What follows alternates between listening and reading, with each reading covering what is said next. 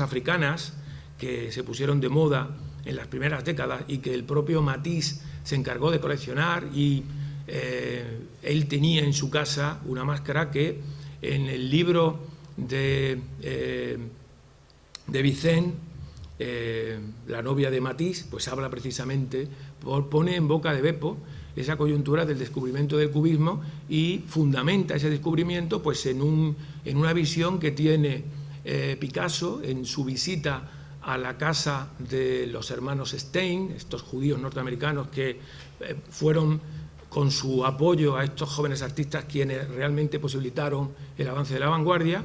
Pues al contemplar una máscara africana modifica parte de la factura de un cuadro mítico del año 1907 que es Les Demoiselles d'Avignon, la señorita de la calle Avignon, que estaba considerando Picasso en ese momento. Al ver esa máscara africana, coincidente con estas formas tan depuradas de esta escultura de las Cícladas, es cuando Picasso pues decide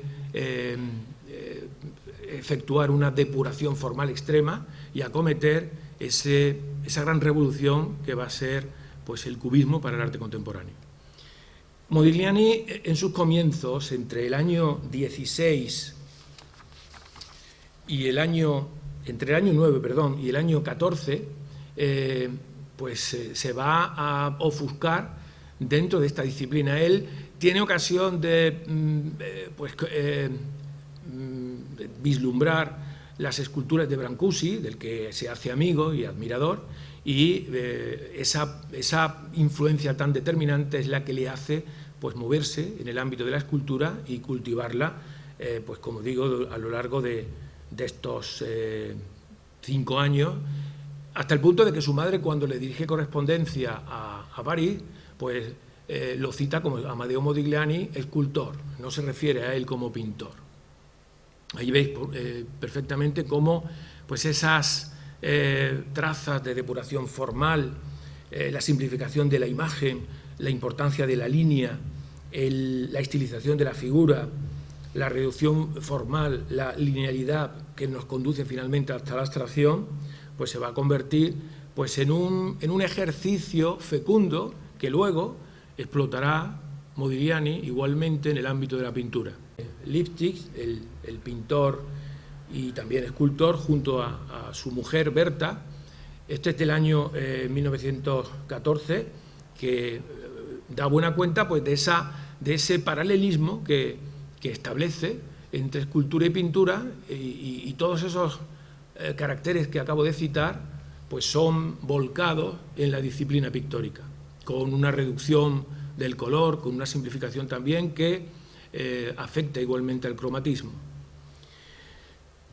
Los desnudos de Modigliani son quizá pues, la obra más controvertida, la que le ha posibilitado pues, un reconocimiento más generalizado, y tengo que deciros que él realizó pocos desnudos, entre otras cosas porque no tenía dinero para pagar los modelos, y fue concretamente pues, uno de sus marchantes, uno de los mecenas que apoyaron su carrera artística, Sborowski, un marchante polaco, el que prácticamente pues, le habilitó una especie de sueldo para mantenerlo y le pagó los modelos a lo largo del año 17, que fue el único año que se dedicó pues, a la consideración del desnudo, siendo el retrato pues, el género más insistentemente atendido por Modigliani. Él se va a convertir en el retratista por antonomasia de toda la vanguardia parisina de las primeras décadas del siglo XX. Aquí tenéis el retrato de Beatrice Hansky, esta escritora de origen inglés, que fue amante también de Modigliani y que tenemos la suerte de contar con esta obra pues, en el Museo de Villa del Río. Beatrice Hansky contactó con Modigliani en el año 14. Ella fue mandada como corresponsal de una revista inglesa de New Age y se ocupaba pues, de mandar pues, crónicas de la bohemia, de la vida parisina de esta época, del periodo de entreguerras. Y, bueno, pues firmaba con un seudónimo porque en muchas ocasiones estos comentarios, las crónicas que mandaba para ser publicadas en las revistas inglesas, pues eran a veces un tanto picantes, ¿no? Porque ciertamente liberal era el ambiente que se vivía en el París de la época. Bueno, aquí tengo una reseña de Beatrice Hastings en la que describe el carácter y la personalidad de Modigliani, ¿no? Era, a juicio de Beatrice, un personaje bastante dificultoso, a veces muy complicado en su trato, un cerdo, lo llama literalmente de esa manera, pero también una perla, o sea que tenía esas dos vertientes en su personalidad. Debió de gustarle más como perla que como cerdo porque estuvo 2 años como amante del propio Modigliani. Aquí tenéis otro de los retratos realizados a Beatrice Hastings. Él solía realizar apuntes de sus amigos, a veces pues en la literatura de la época los escritores hablan de esa perseverancia de Modigliani, pues a la hora de estar trabajando insistentemente en cualquier café, iba realizando apuntes y luego esos apuntes se los llevaba a su estudio y allí pues comenzaba el cuadro que luego terminaba con el posado del retratado, del efigiado. A Beatrice Hastings le hizo varios retratos, ¿no? Aquí tenéis otro retrato también del año 15 que es el que más retratos realiza de la escritora inglesa. Y luego aquí, como Madame Pompadour, estableciendo también pues una especie de juego irónico, ahí podéis ver también esa similitud de planteamientos entre las máscaras, entre la escultura del propio Modigliani y estas consideraciones de la figura de Beatrice. El siguiente autor que vamos a considerar es Abdul Wahab. Ahí tenéis un catálogo de Abdul del año 56 que expone en Lausanne, en la Galería Bridel Caillet, un autor que también vive la bohemia parisina. Él nace en Salambo en el año 1890, pertenece a la gran burguesía tunecina. De hecho, su familia descendía del zagal, del último emir del Emirato de Almería, y esa fue la circunstancia que trajo a Abdul hasta España, recorriendo sus tierras, acompañado de su mujer, de Beppo, y lo que finalmente depararía que Beppo se quedara a vivir en este país, ¿no? Ahí, de nuevo, esa concatenación de acontecimientos a que antes me refería. Él estudia en el College de Eton, en Brighton, esta prestigiosa institución próxima a Londres. Se va a convertir en un gentleman. Él, de hecho, contra lo que pueda parecer, quizá por su origen tunecino, su pintura podría intuirse que fuese proclive a la consideración de la luz, todo lo contrario. Él se va a convertir en un apasionado defensor de estas brumas a que antes me refería, las brumas del Sena, las brumas de toda la parte del Midi francés. Se van a convertir en el entorno atmosférico más adecuado para el desarrollo de su programa pictórico. En el año 1911, después de 8 años de formación en Inglaterra, se va a instalar en París, va a quedar vinculado como aprendiz al estudio del escultor Lawrence y se va a apasionar por la obra de los Fauves, estos pintores, los fieras, ¿no?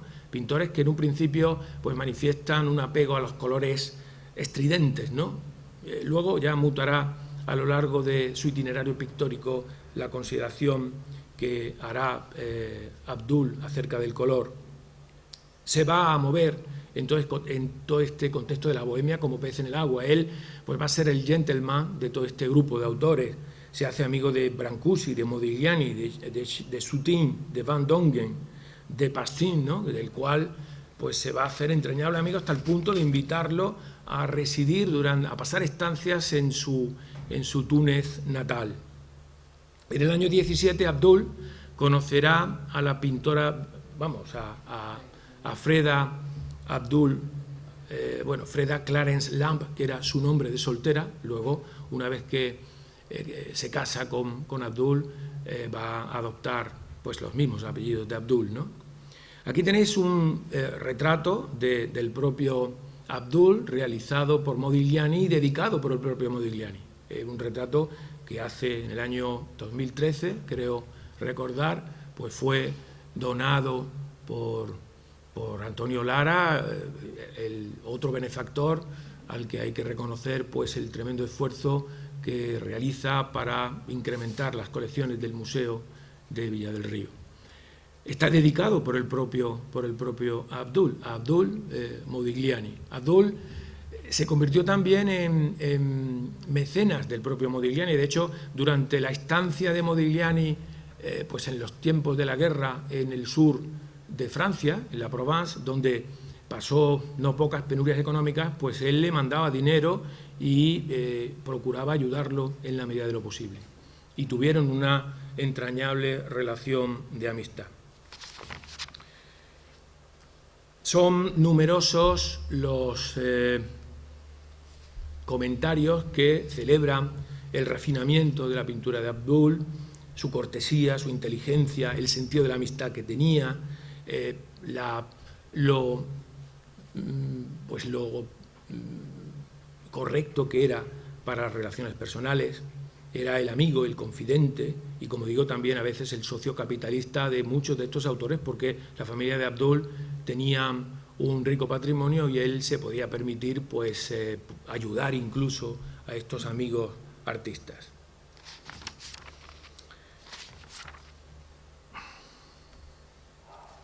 Aquí tenéis dos acuarelas de Abdul. La influencia de Abdul, ya digo que en un principio se inclina hacia una admiración por la pintura Fauve, pero poco a poco, cuando descubre la obra de Cézanne, como podéis ver, pues se va a convertir en un admirador profundo del programa pictórico del propio Cézanne, ¿no? Es un artista que trabaja de una manera pues bastante sutil el tono, ¿no? Tal y como Cézanne enseñó a toda esta generación de autores. El semitono, el matiz, se va a convertir pues, en el elemento indispensable para modelar las formas volumétricas que integran los paisajes de Abdul.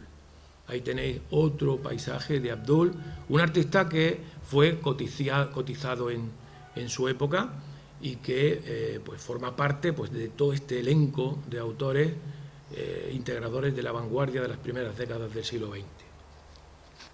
Un autor que, como veis, le interesaba más dotar de musicalidad, de variación tonal a sus composiciones que pues, de un sentido pues, de dramatismo lineal, ¿no? Le toca el turno a Beppo. Ya sabéis que Beppo era el seudónimo que adoptó Frida Clarence Lamb, nacida londinense en 1899, hija de un músico del barrio de Hampstead. El nombre de Beppo lo toma de un cuento burlesco de Lord Byron, de su compatriota, que escribió precisamente el poeta durante su estancia en Italia. Con 14 años, Beppo decide que Londres se le queda pequeña, que no está dispuesta a soportar pues, la disciplina victoriana y se fuga con un tenor italiano. En el año 1911 la encontramos en París, donde quiere estudiar pintura y se integra rápidamente en la bohemia de Montparnasse.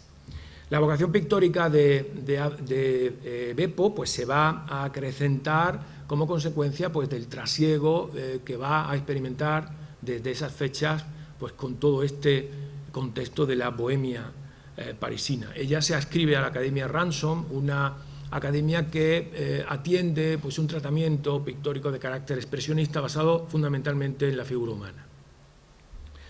Aquí tenéis pues, una portada de la obra de Manuel Vicent, La novia de Matisse, donde dedica amplios capítulos a la figura de Beppo. Beppo era una mujer que, pues, una vez integrada en la vida madrileña, pues, se va a convertir en un referente, ¿no? Todos los autores de peso vinculados a Madrid, de alguna manera pues van a considerar la persona, la obra y la profunda originalidad pues, de esa figura que es Beppo y que constituyó pues, un elemento importante de la bohemia madrileña durante décadas, ¿no?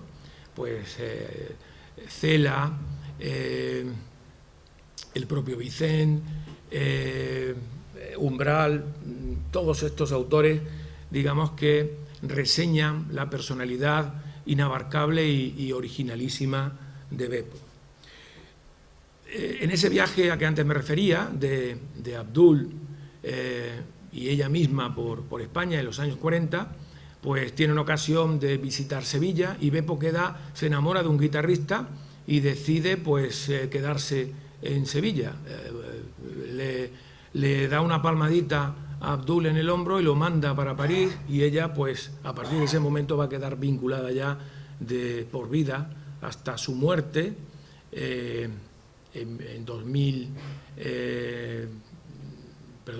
el año 1989 en Madrid, pues a nuestra tierra. Aquí tenéis algunas de las acuarelas que integran pues el legado del Museo de Villa del Río. Beppo pues hace siempre un tratamiento y hace una lectura personalísima del paisaje, siempre con un sustrato expresionista. Ella, de hecho, pues Soutine, este judío lituano expresionista, pues va a ejercer una notable influencia sobre su obra, ¿no? Estos paisajes alucinados, los paisajes alucinados de Jean Soutine se van a convertir pues en un referente para la progresión como pintora de Beppo, ¿no? Los olivos, aquí tenéis, ella decía que había encontrado en Montoro, por sus tierras rojas, por el contraste que ese rojo terroso ejerce con el verde del olivar, en Pobla de Segur, en Lérida y en la Sierra de Segura, los tres entornos más adecuados para el desarrollo de su pintura. Pero si tuviera que elegir entre su obra, pues digamos, las obras más representativas de esta autora, pues yo me quedaría con sus serigrafías. Aquí he seleccionado dos de ellas, donde podéis ver pues ese paralelismo, esa vivencia apasionada que yo, sin duda, me atrevería a emparentar con la del propio Van Gogh, ¿no? Ahí tenéis pues cómo los olivos adquieren un protagonismo extremo y se funden con el paisaje, con el celaje, dando desarrollo pues a un vórtice que es el propio que el holandés pues también desarrolla en su programa pictórico. Le toca el turno a otro conciudadano, al pintor Blas Moyano, nacido en Villa del Río en 1913, un artista que se vincula en su etapa formativa con Córdoba. Allí conoce a Rafael Botí y conoce también a Enrique Moreno, un gran escultor que tristemente pues fue ejecutado al comienzo de la Guerra Civil en el año 36, y fueron dos personajes que influyeron notablemente en su época de formación. Fue discípulo de Enrique Romero de Torres, del hermano de Julio Romero de Torres, y como consecuencia de una pensión que la Diputación Provincial de Córdoba le otorgó, pues pudo marchar a Madrid para ampliar sus estudios pictóricos. Un artista de amplias facultades pictóricas, poseedor de una amplia pincelada, muy vigoroso. Quienes hemos conocido a Blas Moyano sabemos de esa vigorosidad personal que siempre le acompañó a lo largo de su vida. Un artista que prácticamente apenas abocetaba, su pintura pues se ejecutaba a la prima, sin necesidad de estudio previo alguno. Él, aparte de los grandes paisajes que realizó, ahí tenéis una vista de Villa del Río desde los cerros de la vertiente sur. Aquí otra de sus temáticas preferentes era un gran paisajista. Ese temperamento apasionado pues le llevaba a recorrer los riscos y las veredas, encaramándose por sitios dificultosos pues para poder realizar agrestes paisajes, que era lo que realmente le interesaba, ¿no? La Sierra de Gredos fue también otro motivo preferente dentro de su producción. Los bodegones, también fue un gran bodegonista, aquí tenéis una buena prueba de ello. Pero quizá, si tuviéramos que destacar pues dentro del programa pictórico de Blas Moyano, pues su vertiente más original, aquella por la que quizá merezca ser más reconocido, es su vertiente como muralista. Él llegó a pues descubrir un método pictórico para la pintura mural que le permitía pues realizar murales de una extrema dureza que prácticamente permanecen inalterables con el paso del tiempo. Estuvo trabajando para la casa Lexar, que se dedicaba precisamente a los murales, y se convirtió pues en uno de los grandes muralistas de nuestro país. En esta concatenación de autores le llega el turno a Ginés Liébana, otro entrañable artista nacido en Torredonjimeno, en la provincia de Jaén, en el año 1921, pero vinculado a Córdoba desde fechas muy tempranas, puesto que su familia se traslada a esta ciudad pues, cuando el artista contaba pocos años de edad. Liébana es un artista fecundo, pues que cultiva por igual y con plena satisfacción todo tipo de especialidades de las artes. No tiene límite en esa vorágine creativa que siempre le ha connotado como autor, fecundísimo, por cierto, pintor, poeta, dramaturgo, en fin, es un artista que podríamos decir renacentista si tiene cabida precisamente ese saber universal que caracterizaba a aquellos autores. Él se vincula al grupo poético cántico, se va a convertir en el intérprete gráfico de la revista, de esa proverbial publicación que surge en la posguerra y que aglutina autores tan importantes como Pablo García Baena, Juan Bernier, el propio Pedro Bueno también participa en las páginas de cántico, y Ginés se va a convertir pues, en uno de sus más fecundos intérpretes. Aquí tenéis uno de sus autorretratos. He preferido pues, seleccionar uno de sus retratos, el suyo propio, porque si tuviésemos que destacar algún género dentro de su producción, yo me atrevería a seleccionar y a destacar precisamente también el género del retrato, porque fue un magnífico retratista. Otro gran pintor, efigiado por el propio Ginés Liébana, Antonio López, del que fue amigo y compañero, y bueno, departieron juntos pues, parte de sus biografías, ¿no? Ginés es una persona encantadora, quienes lo conocemos pues tenemos buena cuenta de ello, una persona afable, fecunda, proverbial en su creatividad, y bueno, pues su obra es ciertamente desbordante, ¿no? Se mueve dentro de una figuración objetiva de carácter neoexpresionista y propensa hacia lo surreal. Él tiene una notable influencia de la pintura nórdica. O sea, recuerda pues, a todos estos autores de ascendencia holandesa, al Bosco concretamente, ¿no? Es una pintura literaria que suscita pues, la curiosidad del espectador. Él mismo dice que los cuadros no necesitan título porque lo que él pretende es suscitar la curiosidad del espectador, que el propio espectador saque sus propias conclusiones y que titule él mismo pues, la obra pictórica. Así que me ahorro deciros los títulos que desde la vertiente literaria pues también los tiene, porque a veces Ginés se contradice, pero en este caso vamos a ser respetuosos con esta idea que os acabo de apuntar. Ahí tenéis otra de estas composiciones. El paisaje se va a convertir también en otro elemento recurrente dentro de la producción de Ginés Liébana. Aquí he seleccionado también una exposición, el catálogo de una exposición que hicimos en el año 13, creo recordar. No, en el año 11, diálogos sobre el surrealismo, que lo vinculaba en el catálogo a la persona de Dalí, que tuvo el placer de conocer y con motivo de una visita a Figueras, pues departieron ampliamente acerca de sus respectivos postulados pictóricos. Este es un reencuadre de una de sus obras donde podéis ver, donde podéis valorar esa vertiente surrealista que de manera constante personaliza la obra de este autor.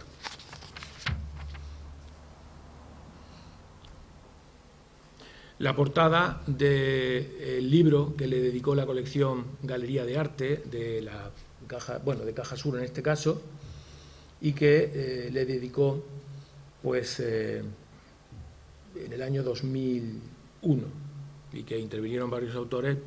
Yo concretamente pues también participé con un capítulo en la ejecución del libro.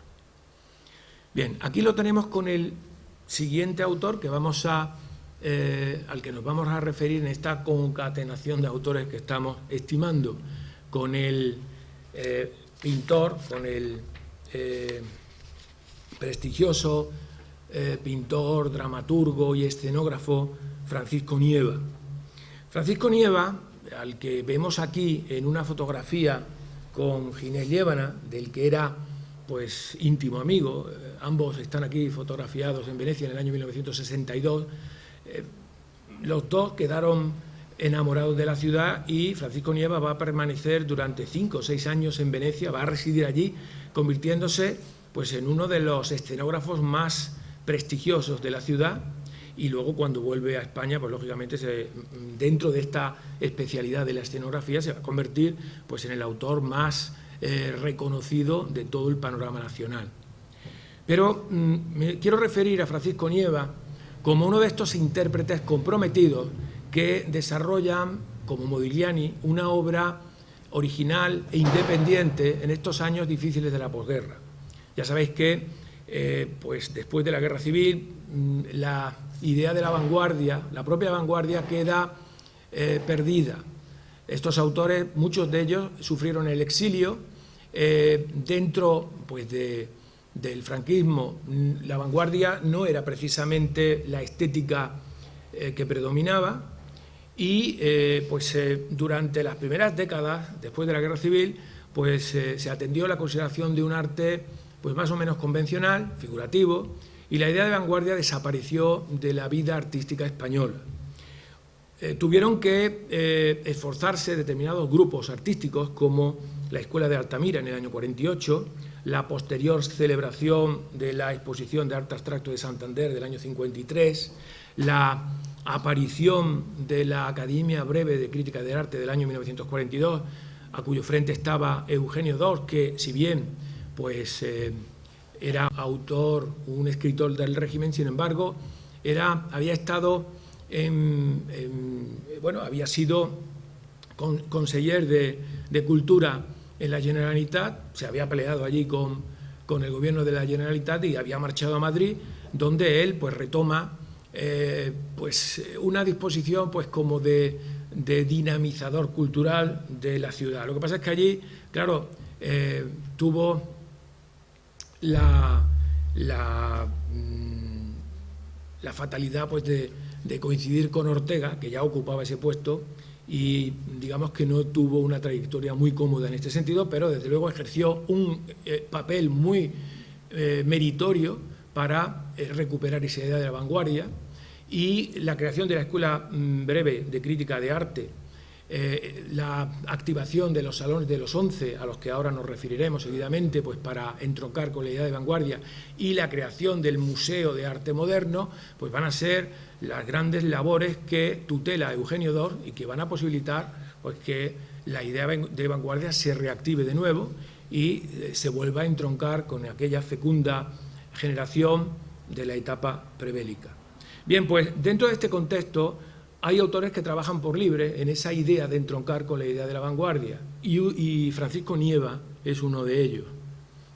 Aquí lo tenemos efigiado por Ginés Liébana, retratado pues saliendo su cabeza de una escarpa de la Fenice, en esta idea pues de plantear imágenes de tono surreal que caracteriza pues la obra de Ginés. Nieva, como digo, va a ser un artista comprometido, se va a vincular en un principio por el postismo, va a colaborar en una revista de idéntico título que defiende los postulados de este grupo vanguardista de la posguerra. Destacará como ilustrador de la revista. En el año 1952 viaja a París, becado por el Instituto francés. Allí se vincula al Grupo Cobra, y luego pues va a empezar a realizar precisamente allí, en el año 54, sus primeras exposiciones. Participa en la Bienal de Venecia, viaja a Venecia y se va a convertir pues en uno de los intérpretes más afamados como escenógrafo.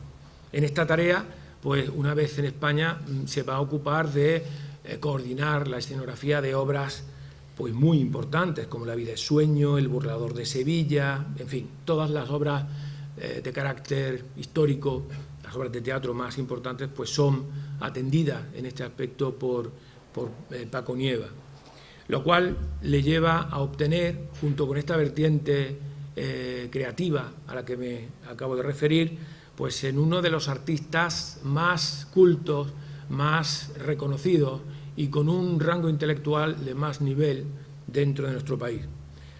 Se le concede finalmente el Premio Nacional de Teatro en el año 80, la Medalla a las Bellas Artes en el año 86 y poco a poco pues va mutando en paralelo pues sus vínculos estilísticos, ¿no? Él comienza en el ámbito de la abstracción, pasa por una etapa surrealista y luego siempre pues el dramatismo y la ironía pues van a ser factores que van a venir a contribuir elementos consustanciales de su obra pictórica. Bien, ahí tenéis una obra del año 60 titulada Paisaje y pues otra del año 90, El baile de los ardientes, que da buena cuenta de este mundo del teatro que es tan consustancial a la propia figura de Nieva.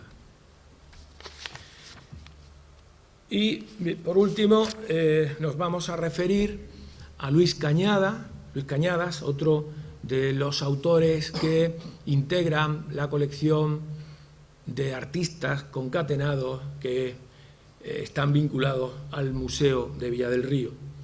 Para hablar de Luis Cañadas, en primer lugar tenemos que ocuparnos de los indalianos y volver a situarnos en este contexto, en esta etapa de posguerra, en la que pues nos encontramos con una vanguardia inexistente, la vanguardia perdida.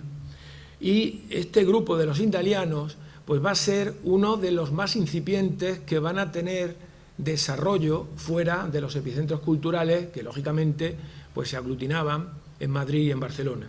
Los indalianos van a constituir pues una de las primeras apariciones, digamos, de provincias, concretamente en el año 1946, y van a manifestar desde fechas muy tempranas pues una decidida adscripción por activar un talante innovador y, digamos, de entronque con aquella vanguardia prebélica.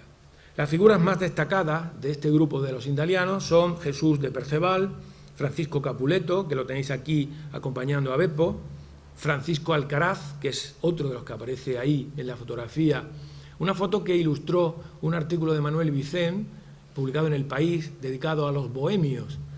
Ya veis que Beppo ocupa lugar destacado en esta relación de autores. Luis Cañadas integra también este grupo de los indalianos, Miguel Cantón Checa, Antonio López Díaz, Federico Castellón y Miguel Rueda, autores que hicieron su primera aparición en el año 46, como digo, en el café en que solían reunirse en Almería y realizando una exposición conjunta, pero la exposición que realmente los encumbró a nivel nacional fue la realizada en el año 1947 en las salas del Museo Nacional de Arte Moderno de Madrid. Allí les presentó Eugenio Dors, que era, como digo, pues el dinamizador cultural por antonomasia del Madrid de la posguerra, donde en la presentación del grupo comentó lo siguiente: el indalismo es, aparte de muchos etcétera, la compenetración del artista con el paisaje. No quiere decir esto que nuestros motivos sean solamente ese elemento, sino la necesidad de sentir Almería dentro del siglo en que vivimos, pudiendo, por tanto, olvidar todo lo que en arte se ha hecho y se hace actualmente en el mundo, elevando lo puramente regional a concepciones universalistas. O sea, se trataba de mirar el terruño, de mirar lo que les estigmatizaba pues desde su propio territorio, y por ello eligieron un símbolo prehistórico, el indalo, como elemento distintivo del grupo. La pintura de los indalianos se mantuvo dentro de unas notas distintivas que podríamos sintetizar pues, en esa tradición formalista de la cultura mediterránea, por una morfología de la tierra, por una defensa de una pintura expresiva, también por un cierto esoterismo mágico y surreal. Lógicamente estoy refiriéndome al colectivo de los autores, no podemos personalizar en una obra tan solo como la que aquí estamos proyectando de Luis Cañada.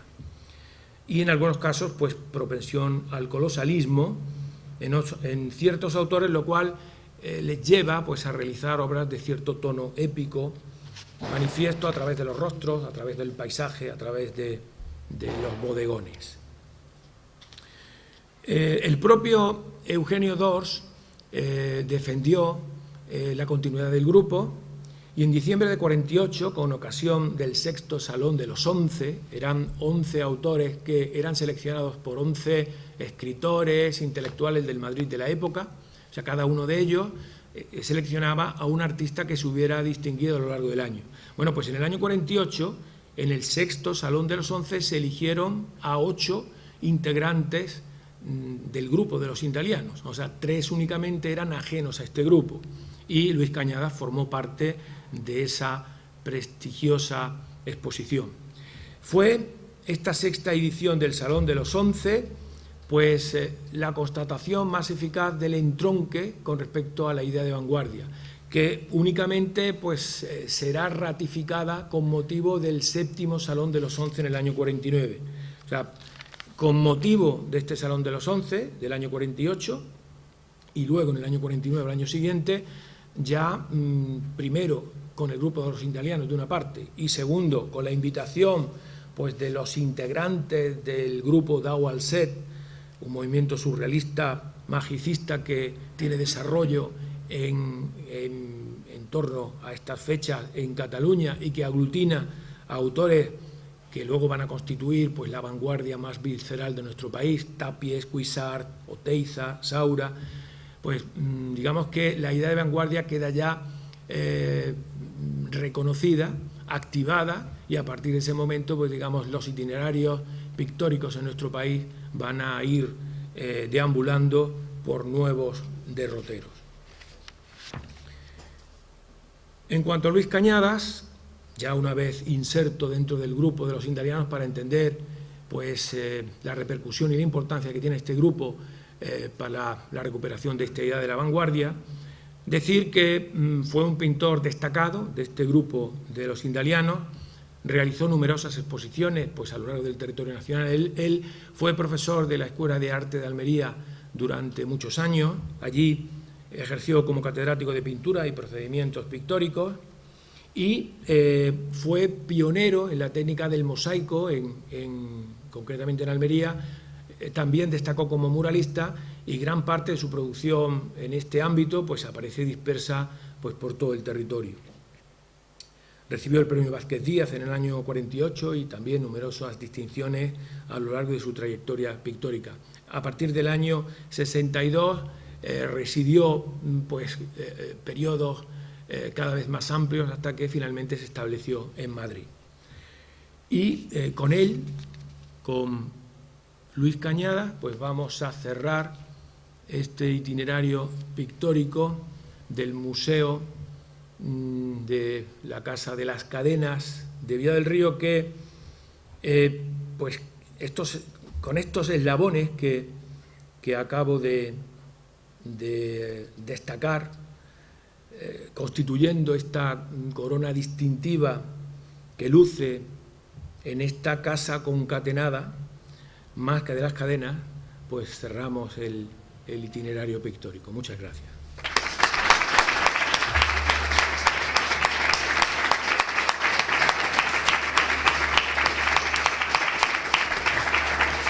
Muchísimas gracias, Miguel Carlos, por poner este buen broche, ¿no?, y clausurar esta programación cultural del presente año. Y le pido por favor al señor alcalde que suba para hacer la entrega de una placa.